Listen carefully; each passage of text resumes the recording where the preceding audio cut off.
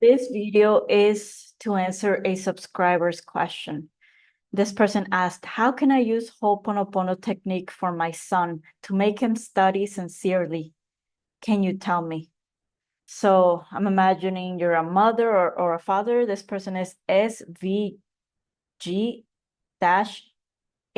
So this is a video for you. And thank you for asking this question. So I've helped quite a few women through my coaching sessions on trying to change their kids so they're happy. And what I always tell my clients is like, oh, I paint a lot of scenarios, right? Because what if this kid is not meant to go to school? What if this kid is meant to be an entrepreneur or be something else besides going to college?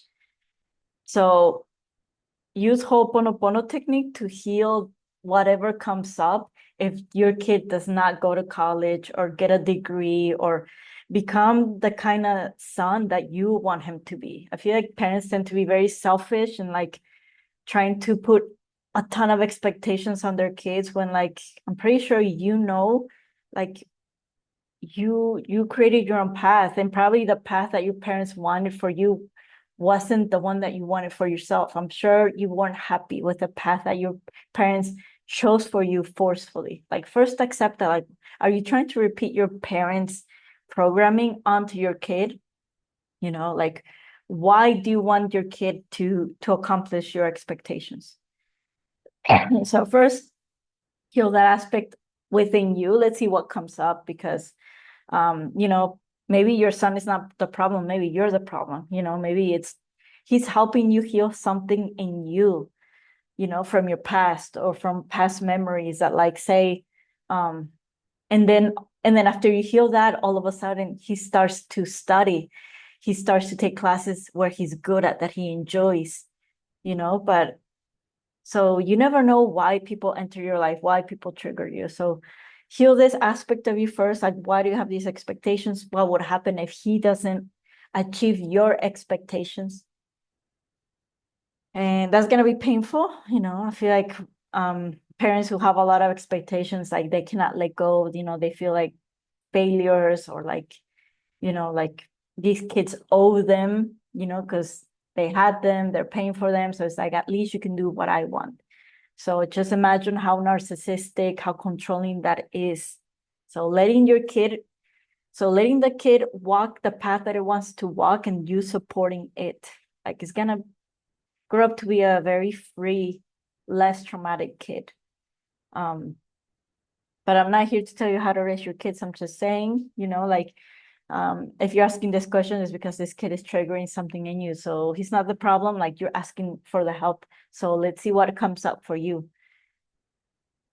And then after you clear this up and you feel different about your son, then start to visualize him studying and doing good in his classes, and having fun and enjoying school. I feel like that's what we want. We want our kids to enjoy life and be happy, not so much get good grades to impress others and to be the best and to tell the world that we have a smart kid. So like imagine him being happy, you know? Yes, okay, having good grades and being happy, but like at the end of the day, imagine him or her, okay, him, because you said it's a son, being happy at school, coming back from school, being happy, being excited to go to school. Maybe even imagine him going to college. Like maybe you don't know what he's gonna study, but he goes to college and you let him decide what he wants to study. Maybe it's gonna be a traditional career, the ones that all parents love: engineering, architecture, programming, all these like very mathematical careers. Or maybe he's gonna do something that like it's not very, to traditional parents, traditional is not very like